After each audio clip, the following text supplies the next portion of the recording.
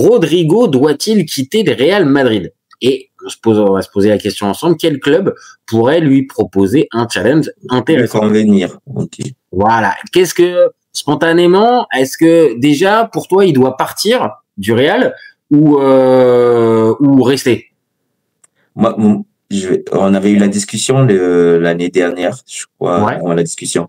Quand je parlais d'Mbappé, on avait fait une discussion Mbappé, je disais que Rodrigo, sa hype, elle a duré, 2 matchs la saison dernière. Un peu dur, mais il y a eu. Où tu avais quand même des gens comme Daniel qui disaient que c'était le plus talentueux de tout le monde devant Bellingham. Enfin bref. Et ça parle. Être méchant, on va pas tirer sur l'ambulance sur Daniel, mais Daniel, on l'a connu quand même beaucoup plus affûté sur les analyses ces derniers temps. Pour des gens qui parlent de la culture de l'instant, oui, c'était un peu ça. Déjà, cette génération de Brésiliens, là, actuelle, t'as du mal à avoir un vrai leader devant. Tu vois, autant Marquinhos, derrière, c'est quand même quelqu'un.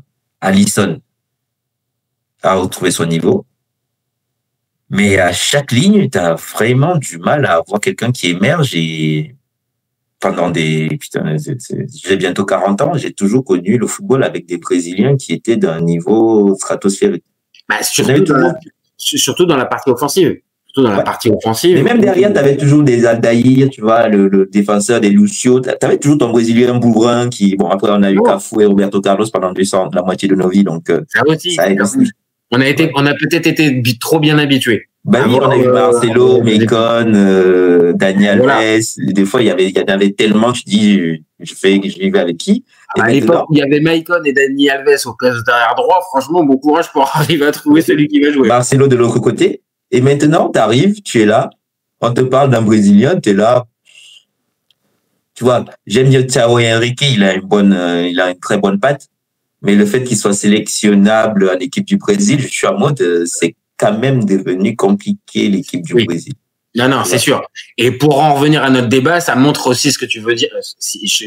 Peut-être je te paraphrase, mais Rodrigo, c'est à l'image de ça, c'est-à-dire de cette génération, il y a du talent. Mais est-ce que c'est véritablement le top player dont on nous parle? Oui. C'est un joueur correct en doublant, tu vois. Là, Rodrigo, tu peux pas dire tu dis clairement qu'il est moins bon qu'un Saka. La preuve, de toutes les façons, qu'est-ce qu'ils font en équipe du Brésil, ces gens-là? C'est vrai. Alors, individuellement, oui. Maintenant, est-ce que collectivement aussi, le fait de changer d'entraîneur à chaque fois, de passer d'un schéma à l'autre et d'être entouré, comme tu viens de le dire, avec très peu de patrons dans le 11 et dans l'effectif, évidemment, le joueur un petit peu talentueux type Rodrigo, il va avoir un petit peu de mal. Donc après, l'idée, c'est pas non plus de lui taper dessus, tu vois, pendant ce débat, c'est juste peut-être déjà dans un premier temps de remettre à sa place à ce niveau qu'il est vraiment. Rodrigo, voilà. c'est pas un top player, c'est un très bon joueur, mais c'est pas, tu construis pas ton équipe autour de Rodrigo, tu vois, voilà. C'est ça. Là, je vais partager les stats. Alors, avec le Real, c'est pas mal. 270 matchs, 68 buts, 51 passes décisives. Donc, il a quand même joué ses matchs, mine de rien. 1 sur 3, tu vois, voilà. Avec le Real. Après, il est arrivé jeune, à sa décharge. Donc, le temps d'arriver dans ce Real, ok. L'année dernière, mine de rien, en tout, ça fait 54 matchs, 14 buts et 11 passes décisives. Donc, pour un joueur, là où je te rejoins, pour un joueur dont on nous parle comme une pépite, le meilleur des trois avec Vinicius et Mbappé, bon, je pense qu'il y a dosé. Et pourtant, malgré, je pense, ce dosage qu'il doit y avoir, je regarde, pareil, je repartage les stats, Transfermarkt le valorise à 90 millions d'euros. Pour moi, Rodrigo, il vaut jamais. Après, c'est un très bon joueur collectif dans une équipe qui tourne. Là, Rodrigo, tu le mets dans une équipe, parce qu'il y en a de plus en plus ce type d'équipe. J'ai l'impression qu'on est tombé dans un football un peu guardiolesque où les joueurs n'ont plus tellement les joueurs sont plus au-dessus de l'effectif niveau talent, tu vois. Même quand tu prends Liverpool, quelque part, le seul mec que tu fais sortir du lot offensivement, parce que c'est quand même quelqu'un, c'est Mohamed Salah. Et dans les cages, tu as Alisson. Sinon, tous les autres, tu as l'impression que le coach il peut décider de les remplacer et l'effectif est tellement bien fait que tu ne te rends pas tellement compte. Il y a Van Dijk quand même.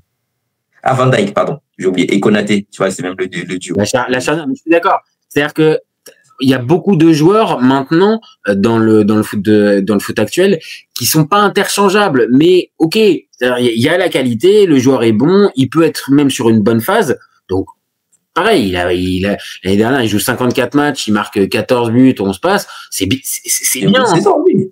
Mais est-ce qu'on peut parler véritablement de top players et de joueurs qui doivent, on va dire, intégrer toutes les meilleures équipes du monde? Parce que c'est ça un peu le creux du débat.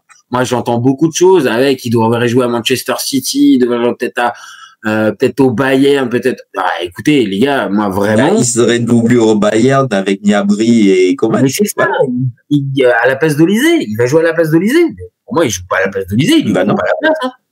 Enfin, tu vois ce que je veux dire? Et il y a surtout qu'Olysée, il allait prendre sa place. Hein. On lui a pas donné l'année dernière de mettre des gens sur le banc. Il allait lâcher. C'est ça. Donc après, Rodrigo, je pense. Alors après, peut-être que c'est un peu trop tranché, mais moi, c'est ma manière de voir. Alors, je dis pas d'aller dans un club moyen, mais je pense que s'il veut continuer sa progression, je pense qu'il doit aller dans un club moins huppé. De toute façon, ils seront tous moins huppés que le Real, mais d'une deuxième catégorie, quitte à peut-être baisser en termes de compétitivité du club, mais par contre, que ça soit véritablement un titulaire à part entière et qu'il joue véritablement quasiment tous les matchs. Là, il peut même pas. Il a toujours joué à droite. Je l'ai jamais vu dans un schéma à gauche.